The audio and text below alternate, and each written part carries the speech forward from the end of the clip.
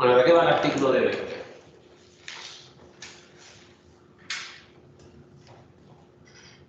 ¿De qué va? Bueno, el título está ahí, pero...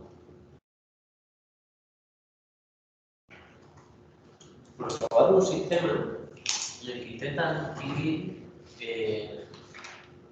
radiografía COVID-19 de neumonía normal. Entonces, pues, a ver, cosas interesantes que...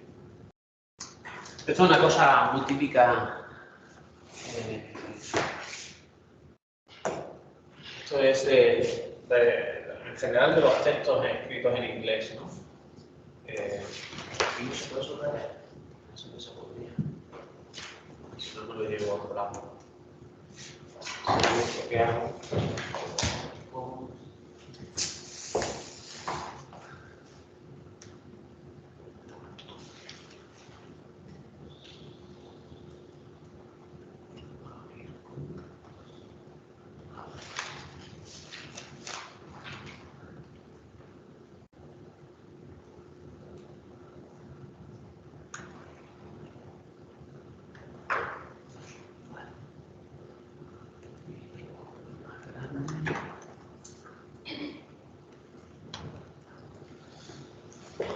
Decía que esto es muy típico, ¿no? Sobre todo con los textos técnicos y otras cosas que están escritas en inglés, se van definiendo siglas, luego se utilizan las siglas solo. Entonces a veces es un poco confuso, ¿no? El ir leyendo estos documentos, porque no te acuerdas qué significan las siglas. Algunas son muy estándar, CNN es muy estándar, pero CAP, pues a lo mejor en su dominio sí, pero si no estás acostumbrado a leer cosas sobre neumonía, pues probablemente no lo sepas. Lo mismo con estas cosas, esto lo vamos a ver hoy. Esta de aquí es muy común también, el AOC, estas cosas de accuracy, sensitivity, specificity, F1 score, bueno, todas estas son temas de clasificación, ¿no? Los clasificadores se caracterizan con esos parámetros. Y lo que os decía, ¿no? Todos los documentos, todos los artículos empiezan siempre con una introducción en la que dice pues, cuál es el problema que intentan resolver y por qué es muy importante resolver ese problema. Aquí viene bien representado qué es lo que quieren distinguir, ¿no? Entonces quieren distinguir gente que tiene COVID-19 de gente que tenga pues, neumonía. Y vamos, yo tampoco soy un experto en ninguna de las dos cosas, así que por lo que pueda decir, vamos, aparentemente pues lo que tienen que detectar en COVID-19 pues es un área mucho más extensa que lo que, o sea, la zona del pulmón que está afectada es mucho más extenso que neumonía, ¿no? O puede ser. Aquí, por ejemplo, pues no. En esta zona, pues no. Entonces, ¿cómo distingo eso? Y todos los clasificadores, a ver dónde lo decían, la cantidad de datos que tenéis. Lo decían aquí al principio, ¿no? Pues todos los clasificadores pues tienes que entrenarlo a partir de datos previos, ¿no? Entonces, tenían 8 hospitales, datos de 8 hospitales, de donde habían sacado 2.186 scans de 1.500 y pico pacientes, ¿no? Luego hacen 5-fold cross-validation. Eso tampoco suena, ¿no? Pues esto llegará al final, si se me pasa, luego me lo eso en training. Y en testing han cogido otro conjunto de datos, de hecho más grande que el primero. Eso no es normal, lo normal es que el conjunto de testing sea más pequeño que el primero. Pero bueno, cuanto más grande, mejor. Y evalúan con ese conjunto de test. Vale. Bueno, entonces, luego, aparte de decir por qué es importante un trabajo, pues tienes que explicar qué otras cosas han hecho parecidas a lo tuyo y por qué lo tuyo es mejor que eso. Entonces, todas esas partes, muchas veces, depende de cuál sea tu interés, pues a lo mejor no te las tienes que leer, por lo menos con tanto detalle. O sea, estas secciones de trabajo relacionado, pues también, pero en una primera lectura no puedes saltar. Y luego la que sí que nos interesa mucho desde el punto de vista de nuestra asignatura, pues es el método. Vale, pues el método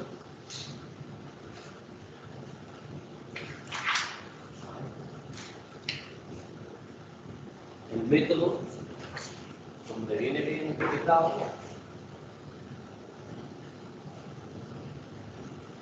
exacto. Esto es lo que vamos a intentar resolver. ¿Vale? Vamos a utilizar una red neuronal, porque ya hemos visto qué son las redes neuronales, y la red neuronal tiene que resolver dos problemas. Uno es, dado una imagen de CT, tomografiar computarizada. Eso sí que os suena lo que es, ¿no? ¿Sabéis lo que es? ¿CT? Sí. Vale. O sea que esto es 3D. Bueno, pues del 3D tenemos que sacar una máscara que nos diga dónde están los pulmones y otra máscara que nos diga dónde están los intestinos. ¿Y de dónde sacan esas máscaras? Pues aquí. Entonces, aquí tiene dos ramas.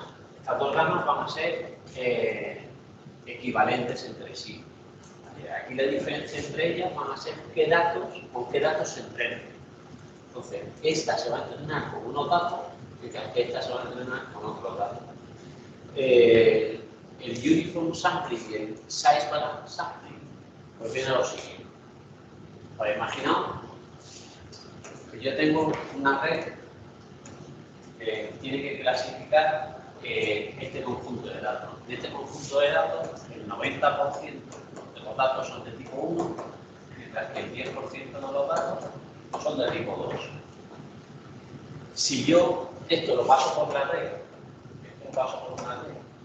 y la red siempre me dice tipo 1, o sea, la salida de la red, pues el tipo 1, ¿en cuántos acierto? Pues acierto en el 90% de los datos. O sea, la red no hace nada, solamente te dice 1, sin mirar nada. Bueno, pues aciertan el 90% de los casos. Parecería que es una red muy buena, pero no está haciendo nada. Una red muy tonta, ¿no? ¿Cuál es el problema? Que estos datos están muy desbalanceados. Estos de aquí se llaman imbalance. Entonces, lo que va a hacer va a ser entrenar dos redes. Claro, las redes imbalance, o sea, este es un caso extremo, que la red no aprende nada, pero la red continuamente intenta aprender algo. ¿Vale? Entonces, a lo mejor del 90% pues sube al 92, al 93%. Porque clasifica esto, parte de estos bien, y luego aquí tiene una tasa de error y aquí tiene otra tasa de error. Bueno, pues lo que va a intentar va a ser construir dos redes. Una que es los datos con la distribución que tengan, pero otra en la que los datos antes de entrar están al 50%. ¿Y cómo llego al 50%? Luego lo veremos. ¿Vale? Hay varias estrategias en las que yo soy capaz de balancear estas dos, ¿vale? O sea, estas dos clases. Y ahora esta red también va a predecir algo, que va a tener la predicción 1 y la predicción 2 y luego las combinará. Vale, pues ese es el esquema que tenemos aquí. ¿Vale? Va a hacer una red que se va a entrenar con los datos tal cual estén y otros en los que se va a adaptar a si tienen más o menos datos de COVID-19 y de neumonía. Vale, entonces, la entrada a esto es el CT. Y la salida tiene que ser dos salidas. Una, que es dónde está el pulmón, y la otra es dónde está la infección. Vale. Bueno, pues aquí lo que estamos viendo es la parte, la ha llamado atención, las cosas de atención en redes neuronales tienen un significado muy específico, pero bueno, no nos vamos a parar en eso. Vamos a ver, por ejemplo, esta red REST. Para esa red REST, pues ya estamos viendo primero la parte de REST, que ahora la explicaré. Y luego estamos viendo que hay pasos de pooling, ¿no? O sea, hay pasos en los que la imagen es más grande y luego se hace más pequeña. Y vale, la parte de REST, aquí está representada. Vamos a representarla aquí. La parte de REST es esto. A mí me viene un vector de entrada X. La primera capa será el CT y luego eso se va convolucionando con capas convolucionales. Vale. Entra X. Ahora, la red es una función de X. Vale. Y se produce Y. Bueno, pues la salida de la red, vamos a llamar esta Y. La salida de la red, que es la I, es eso. Es decir, que la I es I1 más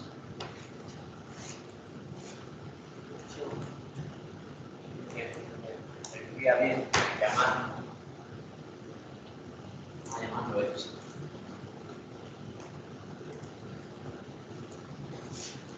Entonces, este de aquí sería X más epsilon, también es un vector. Y epsilon es una función de X. Es X más Z.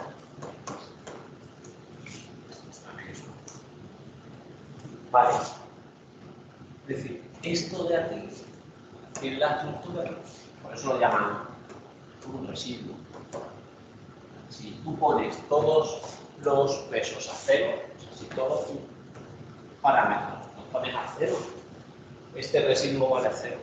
Entonces lo que tendría sería la función identidad.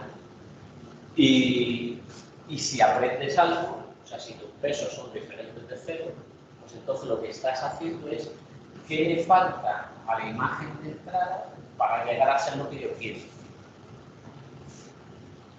Entonces, a esto de aquí, pues a este tipo de redes, en la que estas conexiones también se llaman skin connections.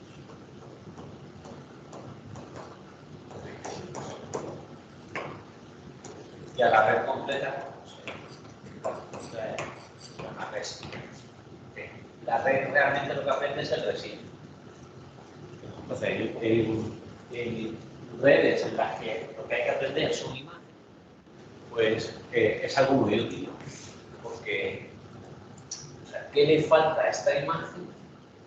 O sea, ¿qué le falta a la imagen de entrada para llegar a ser la imagen que yo quiero de salida? Porque yo de salida quiero esto, quiero esta máscara de la infección. Pues, ¿qué le falta a esta imagen para llegar a ser la máscara? Y eso lo voy a aprender con una serie de bloques que cada uno tiene sus pesos y lo que voy a aprender es esa diferencia. Vale, bueno, pues cuando llegue aquí, llegaré con una serie de... O sea, con una salida que venga de mis redes anteriores. Este de Fisherman, ahora mismo no me acuerdo cómo sea una red densa o unas funciones, no me acuerdo, luego lo miramos. Pero vamos, da igual lo que casi lo que hay ahí. Hay dos puntos que son más interesantes. Uno es este de aquí, no sé cómo comentar, hay una herramienta aquí abajo. Este de aquí que pone gap y este que pone una convolución de 1 por 1 por 1. Esta red ya la conocemos, que es la Funiconecta, ¿no? Entonces, bueno, pues vamos a ver esos dos pasos, los de gap y los de Funiconecta. Los de gap. Gap viene de global framing, pooling. Entonces, los pasos de pooling ya los conocemos. Pues este de aquí llega un tensor, que son pues, una serie de imágenes, y lo que va a hacer, este es el canal 1, este es el canal 2, este es el canal 3. Bueno, pues la salida de esto,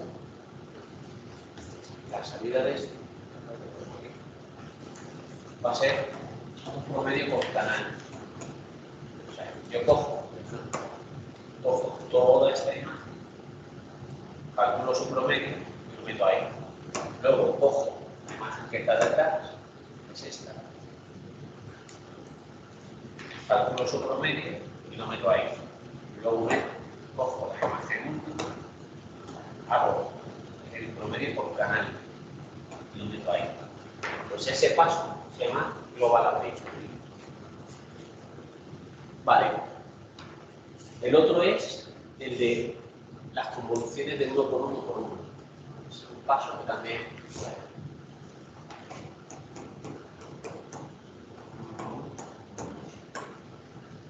Entonces, igual, vienes con tu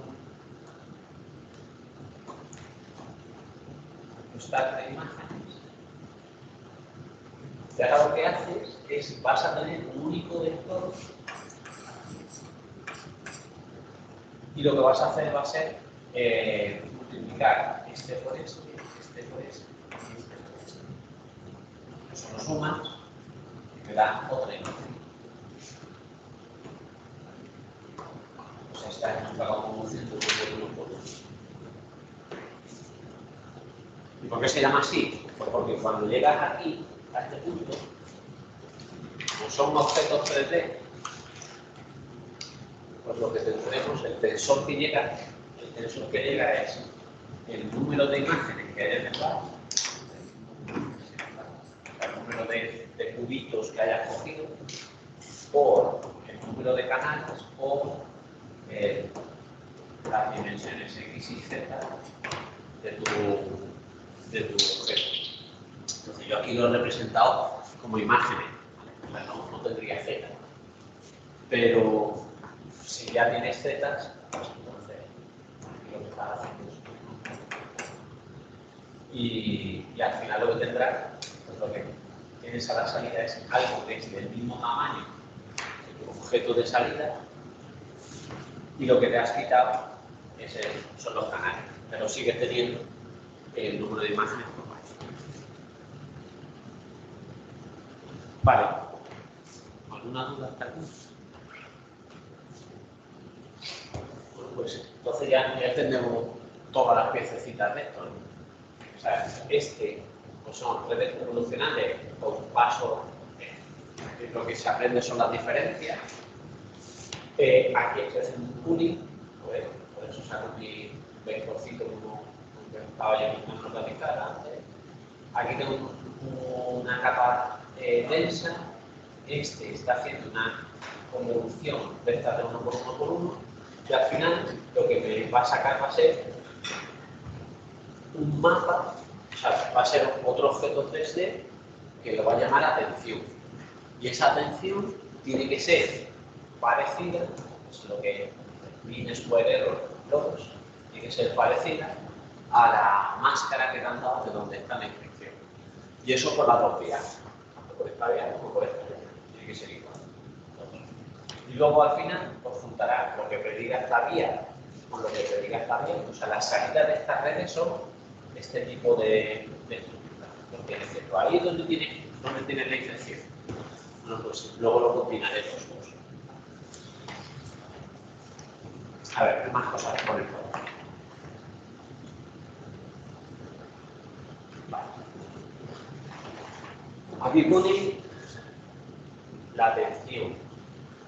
O sea, esa máscara que va a construir aquí, pues la va a construir en varios pasos. Primero, o sea, las columnitas están aquí. Entonces, entran F y W. ¿Vale? ¿Quiénes son esos? Pues F no tiene puesto, pero F está en este punto, entonces le da aquí, no sé cómo pintar ahí. ¿Sabes cuál es la herramienta de pintar? Si no, ¿qué hago? ¿De qué? ¿Cuál? La pluma. Esta. Esa es para firmar. Esa es para firmar. Creo que sí, a la derecha, eso que parte como comentario. Sí, el vocalizo. El vocal. El vocalizo a la derecha. Vale, este de aquí. Sí, Vale. si lo pulsas, te sale arriba ahora ya. Exacto. Perfecto. Vale, pues aquí en este punto tenemos F. Y la W tenemos aquí. La W está ahí. Vale, pues entonces, el attention map este, para abajo, pues el attention map es la F convolucionada con esa uno por uno por los pesos y luego hacemos RELU. Y RELU, pues es una función, no sé si salió el otro día, pero si no, la pasamos a RELU es esta función.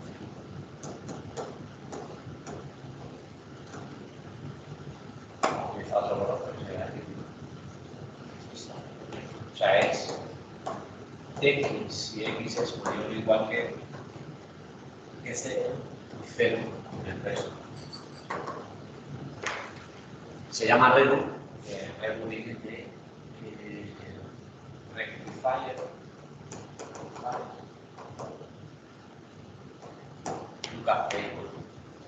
y esta es la respuesta de quién. En electrónica, ¿qué dispositivo tiene ese tipo de respuesta?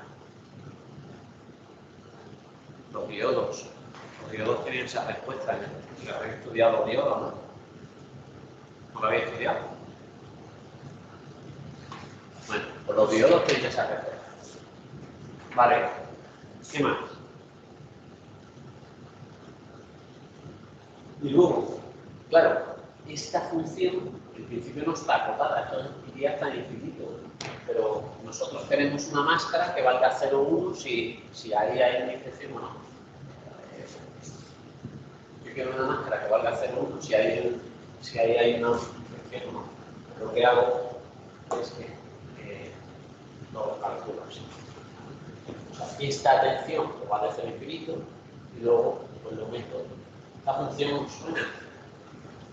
Ha salido ya más veces. Se llama función sigmoide o la regresión logística.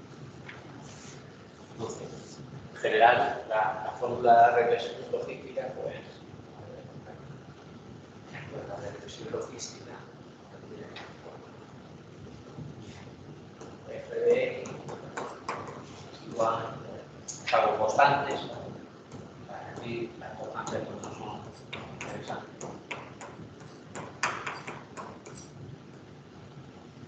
Esto es un vector donde tiene una función de peso, lo que hace es que multiplica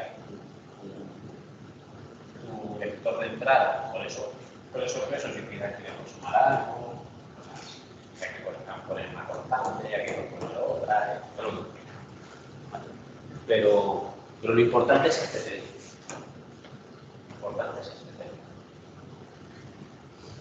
Vale, y el aspecto de esa función pues es algo así. Cuando la x tiende, vamos a suponer que fuera un escalar, ¿no? Y que los pesos son positivos. O sea, que esta W es positiva. A ver, cuando la x tiende a menos infinito, ¿cuánto vale eso? Cuando la x es menos infinito por peso positivo, menos infinito con este menos positivo. La exponencial de infinito, como estoy una constante dividido por infinito, luego eso va a 0. O sea, pasa por 0. Aquí empieza a 0. Luego, supongamos que estas dos constantes valen 1. Cuando x vale 0, ¿cuánto vale la exponencial de 0? 1. Por aquí tiene que pasar por un medio. Y luego, cuando la x vale a infinito, pues este vale, el exponente de menos infinito vale 0, o sea que esto va hacia 1. Vamos a poner x. Ahí, este va hacia 1. O sea que es una función que empieza en 0, pasa por un medio y va hacia 1. Y el resto de cosas lo que va controlando es pues, la pendiente de esta función, si se desplaza más hacia la izquierda o hacia la derecha, si en vez de ir de 0 a 1 va de 0 a 10, cosas así. Pero lo importante es que tiene este tipo de respuesta. Y esta se llama la función logística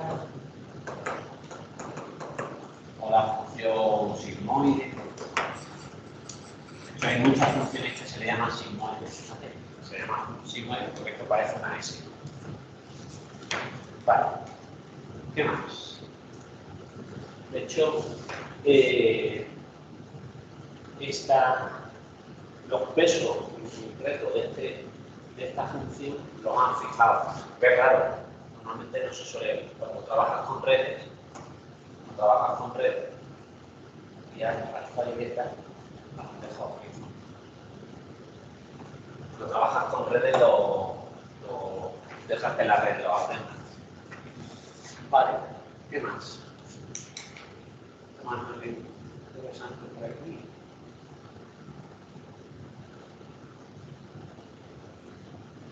Vale. Luego hablan de el balanceo.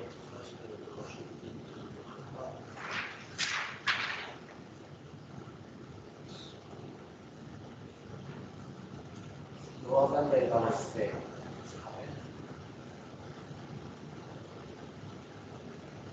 Vale. Aquí lo que tienen son 4 conjuntos de datos. Tienen 4 conjuntos de datos. Tienen COVID y un grupo que han llamado poco COVID, COVID pequeño, COVID grande, neumonía pequeña, neumonía grande.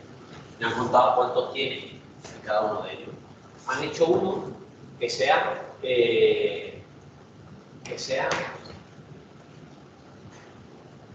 vale a 1.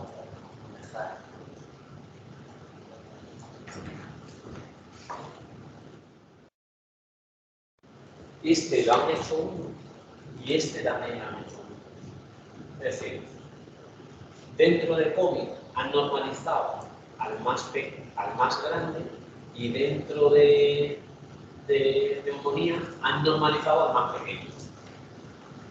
Vale, o sea, al más pequeño. No hay que tengan más o menos datos, sino al que tiene poca neumonía y al que tiene mucho COVID.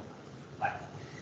Y ahora, dice que hacen class resampling. Class resampling es, ¿cómo le puedo? Volvemos a lo que tenía yo antes.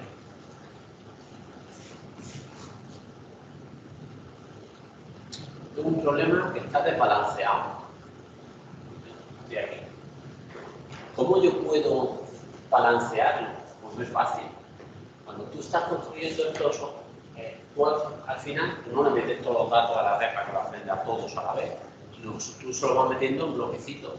Entonces, si tú tienes, por ejemplo, vamos a poner números fáciles. Números fáciles. No quiere decir que tenga. Si yo tengo 9.000 ejemplos de estos y 1.000 ejemplos de estos, yo a la red solo voy a meter de 100 en 100. Claro, si yo hago uniform resampling, yo cojo de los 10.000 que tengo, cojo 100 al azar. En media,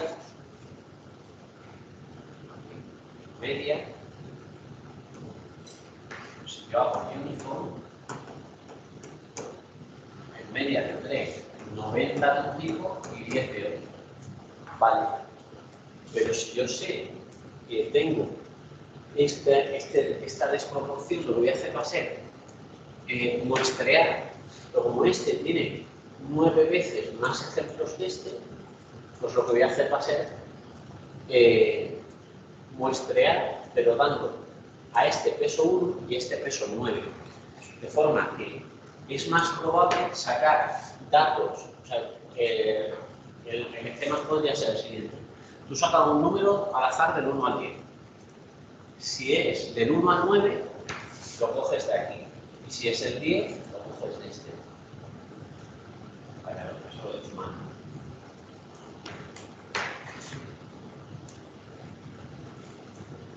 Otro esquema sería, sacas un número al azar del 1 al 2. Si es el 1, sacas otro de aquí. Si es el 2, sacas otro de aquí. Vale. Si es el 1, pues de este cogerás uno cualquiera. Y si es el 2, de este cogerás uno cualquiera. ¿Qué es lo que pasa? Que al final estos tienden a estar repetidos. Eso es lo que se llama el resampling. Y estos, en comparación con estos, tienen 9 veces más probabilidad de aparecer. Cada uno de ellos tiene 9 veces más probabilidad de aparecer que este. Bueno, pues ahora, si yo hago resampling con pesos, pues ahora tendré 50-50. Porque como mi primera división ha sido sacarme uno de aquí o sacarme uno de aquí, yo siempre voy a tener 50% de uno y 50% del otro.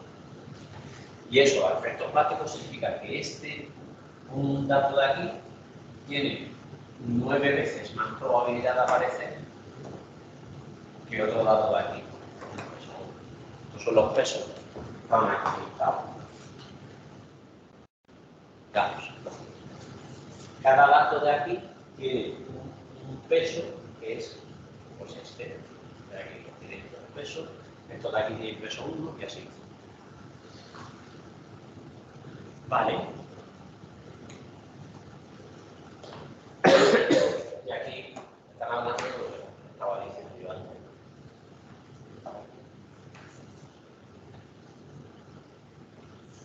Esto de aquí, hablando del mini batch.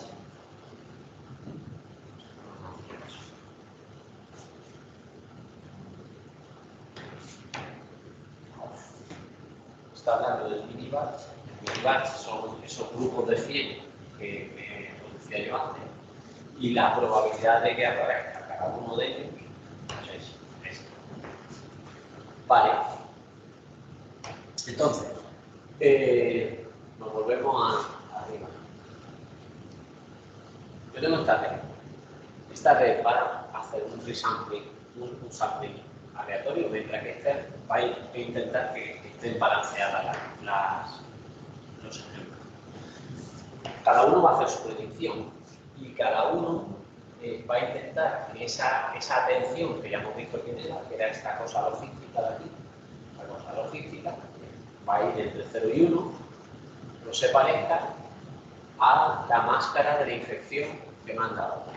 Y voy a medir la distancia entre ellas por errores cuadráticos medios. Los cuadráticos medios han aparecido un montón de veces esa función. O sea, si yo tengo aquí,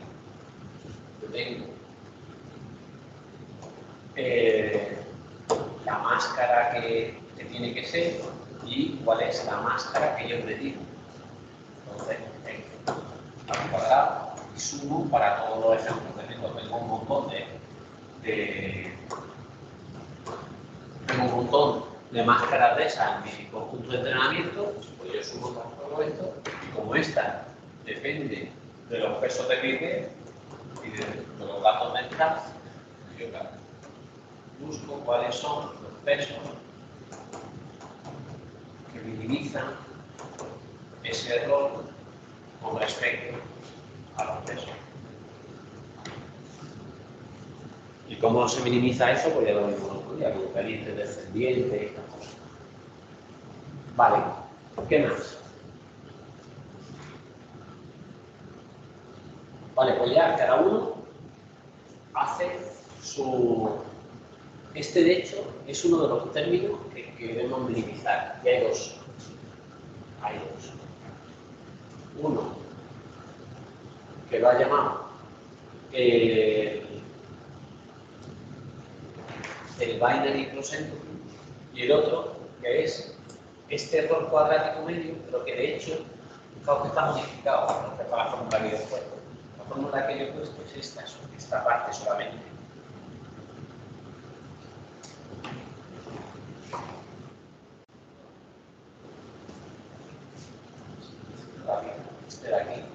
es la diferencia de cuadrados entre lo que debería ser, la máscara que debería ser y lo que yo pedí, ¿no? Pues, sin embargo, está normalizado, ¿eh? Está normalizado por el peso de la máscara. La máscara y de lo que yo predigo. Es decir, que le va a dar más o menos peso en función de que la máscara sea importante ahí o no. Al final,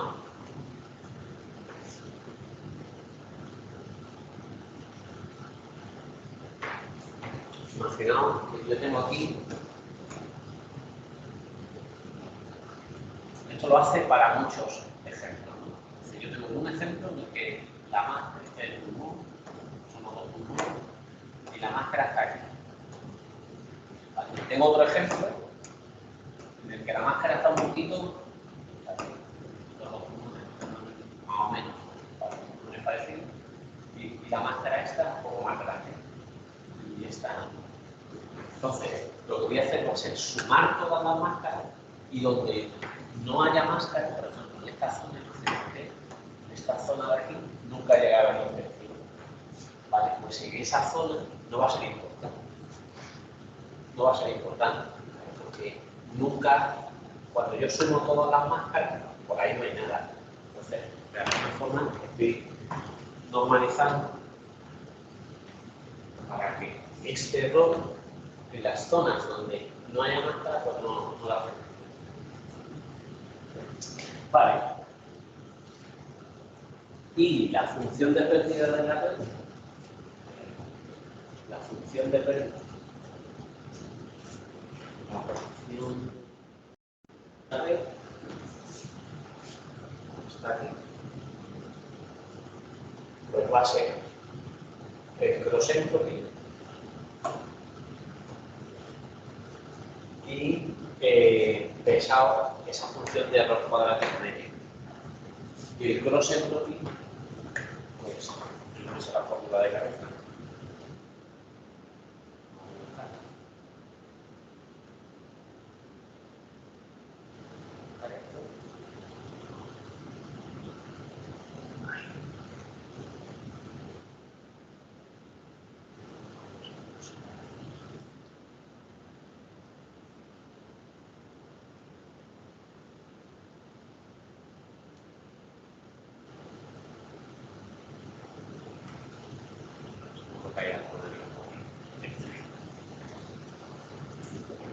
Esta era.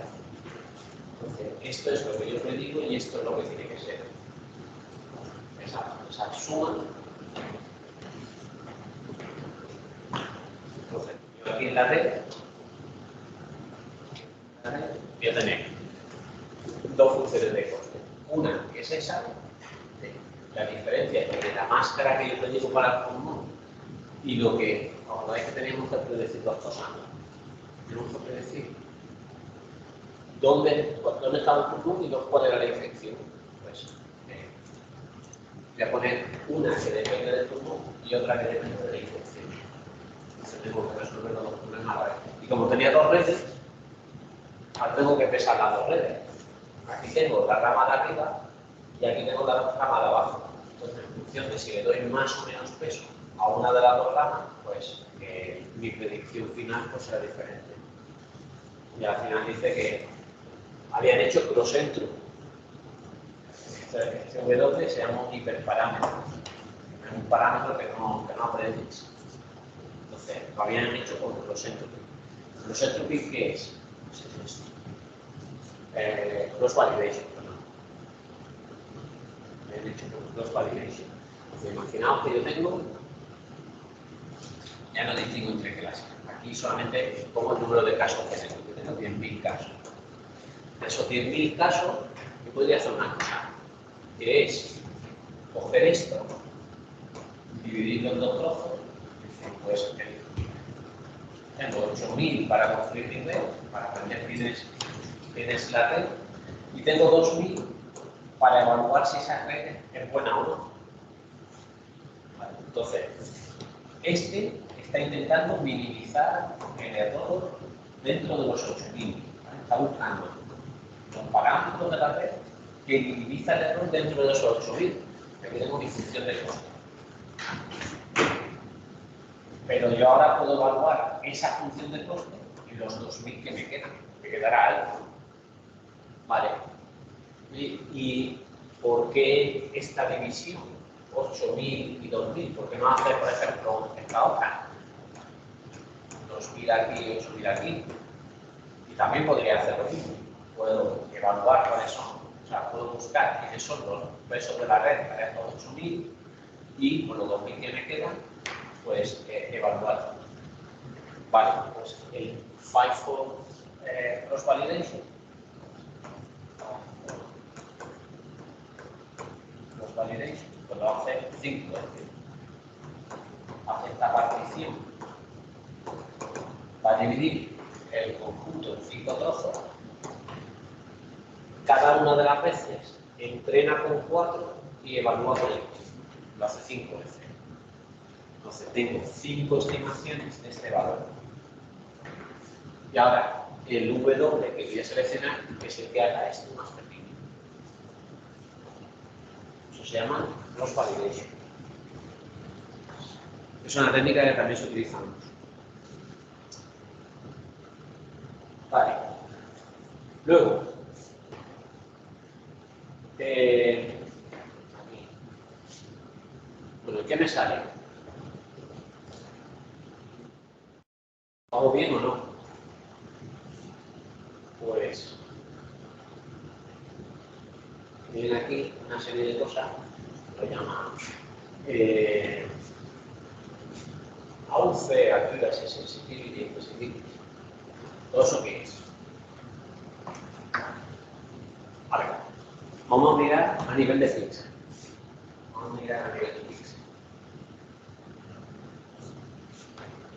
Tengo aquí los pulmones y esto es la realidad. O sea, la realidad es esta. Ahí es donde está la infección. Aquí lo voy a poner rojo. Y aquí es donde yo he dicho que está la infección. Entonces, en toda esta zona, aquí lo voy a superponer. En toda esta zona yo he acertado, pero hay otra zona donde he fallado. Aquí decía, había infección y yo he dicho que no. Vamos a suponer que yo me he pasado. Vamos a poner que este rojo es más grande. Bueno, yo he dicho que ahí también hay infección, pero ahí también he fallado. Y he metido un fallo diferente. Vale. Entonces, yo puedo construir una tabla que era para cada píxel cuál era la realidad y cuál es mi predicción. Entonces, la realidad es que hay infección. Vamos a ver, que hay infección y que no la hay. Y yo predigo que hay infección o que no la hay. Entonces, en toda esta zona roja, había infección y yo digo que la hay. Luego esto he acertado. O sea, un true positive. Positive, porque esta P dice que yo he predicho que había y es true porque realmente sí que la había. Vale, en la zona morada, yo he dicho que no la hay, pero en realidad sí la había. Luego la zona morada es esta. Esto se llama false negative. Es false negative. Es negativo, que yo he dicho que no, pero es false porque en realidad sí. Vale, en la zona verde,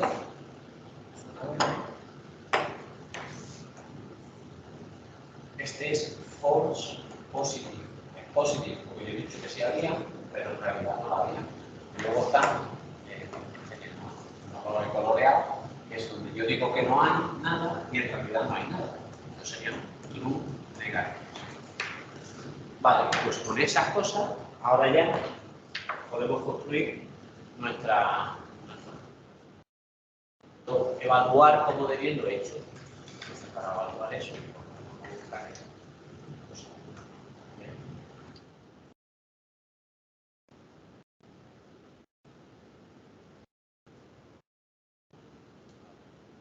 ver una página. Si hay alguna de las Wikipedia que estaba ahí. La imagen de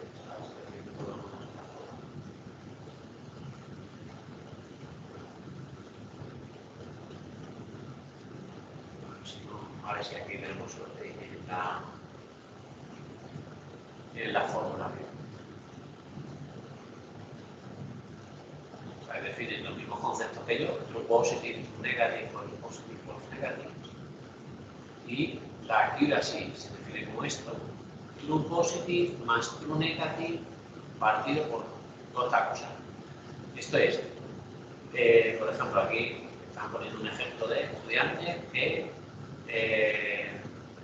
aprueban o no aprueban, o sea, están prediciendo si van a aprobar o no. Y esto es, ¿cuántos estudiantes he predicho correctamente de todos los estudiantes? Es decir, que me estoy cogiendo. ¿Cuántos he hecho correctamente? Correctamente son, me voy a quedar sin color. Este color, correctamente son este y este. Con respecto a todos, pues a eso lo llamamos accuracy. Luego, la precisión. La precisión es, de todo lo que tú has dicho que son positivos, ¿cuántos de verdad acertaste? O sea, de todos los sitios que tú decías que tenían la etiqueta positiva, ¿cuántos acertaste? El recall es, de todos los positivos que había, ¿cuántos acertaste? El F1 mezcla los dos. La especificidad es, de todos los negativos que había, ¿cuántos acertaste? Y hay otro, aquí, el índice de Máximo. Si lo muestra.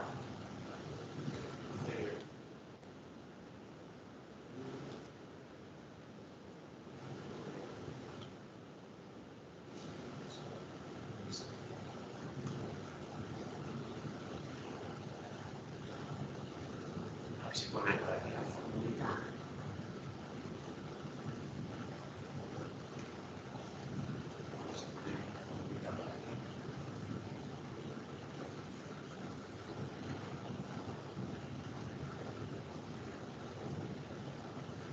Habla de pero no habla de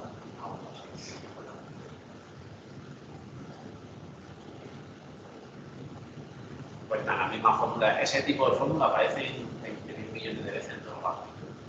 Todo el mundo la suele poner para que no haya confusión. Bueno, pues otra que combina true positive y true negative, diferente, pero veis que todas van en la misma línea. Vamos a evaluar cómo de bien vamos con cómo de bueno es nuestro clase. Vamos a una cosa, ahora tocaría descanso, vamos a ir un poquito más porque ya nos hemos juntado abajo y luego ya hacemos descanso, ¿vale? Luego aparecen estas curvas y esto también sale en todos los árboles. Pues tiene, este es el conjunto de 3 equivalentes, este es el conjunto de 3 que se ha dejado fuera. Bueno, pues prueba varias combinaciones, porque voy a probar solamente con el uniform sampling. Voy a ponerle atención y la red está, o sea, primero ResNet solo con uniform, luego atención con ResNet y uniform, atención con ResNet y el sampling, y luego con el dual sampling. Aquí lo hace mejor, le combinan el entrenamiento y siempre se hace igual. El que sale mejor se pone en negrita. En el entrenamiento, este es el que salía mejor. En AUC, el AUC todavía no lo y en el conjunto de test nos salía este. Y luego en accuracy, pues este sale mejor. En sensibilidad, este sale mejor. En especificidad, pues sale primero. Ese tipo de comparaciones también se suelen hacer mucho. El AUC, ven aquí. Vamos a hacerlo más grande. Vamos a hacer una. Imaginaos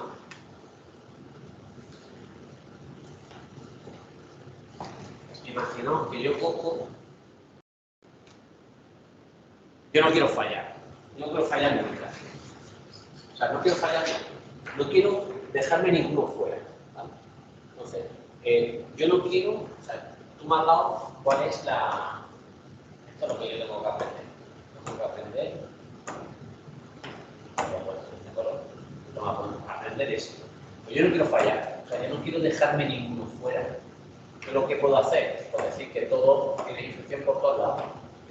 Que la infección está aquí. Seguro que acierto. Seguro que lo que yo tengo que aprender está aquí. Seguro. Luego no me dejo. Claro, ¿qué es lo que pasa? Que he tenido, a ver cómo hemos marcado, no. He tenido muchos, o sea, esta zona he acertado, esto de aquí he acertado, pero he tenido muchos falsos negativos, falsos positivos, ¿verdad? Toda esa zona enorme le ha puesto a falsos negativos, a falsos positivos.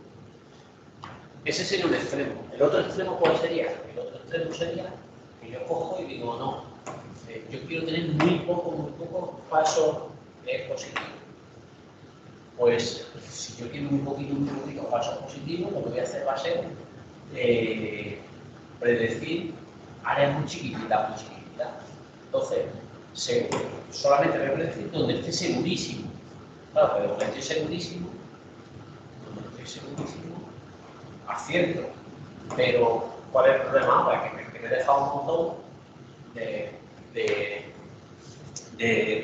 zonas que estaban infectadas que yo no las he predicho. Entonces, siempre hay un compromiso entre...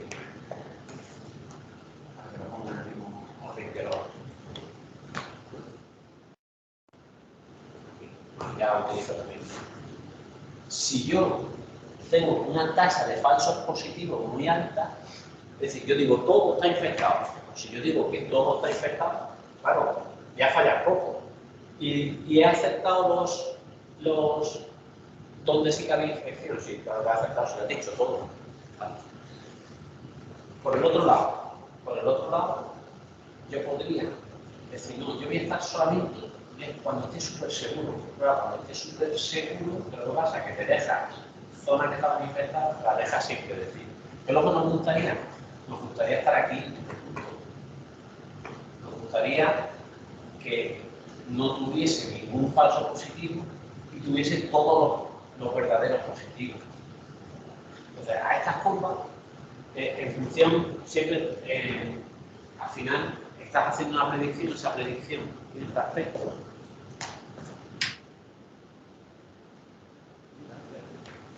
Pues tiene este aspecto. Aquí. Yo voy a decir dónde tiene la infección. Mira, aquí tiene la infección, por aquí. Esta es la función, esta logística de tener. Aquí vale 0 y aquí vale 1. Entonces, yo en función, digo, pues mi corte va a estar en 0,95. Porque voy a estar segurísimo de donde tenga la infección, casi seguro. La vas a tener de verdad. O sea, donde yo diga que la hay, si pongo el corte en 0,95, casi seguro que acierto. Y si no pongo en 0,1 el corte, pues fallaré mucho. Entonces, moviendo ese umbral entre 0 y 1, genero toda esta curva. Entonces, ¿qué es lo que nos encantaría? Pues nos encantaría que la curva fuera recta, fuera una especie de L hipotética, subiera muy a punto y luego fuese plano. Pues yo puedo medir el área bajo esta curva. Mido ese área. Bueno, pues ese es el alce que salía aquí. Este es el alce que sale aquí y el que salía arriba. Cuanto más cercano a uno, pues mejor. Aquí tengo que este, que es el más grande, es el que mejor le va.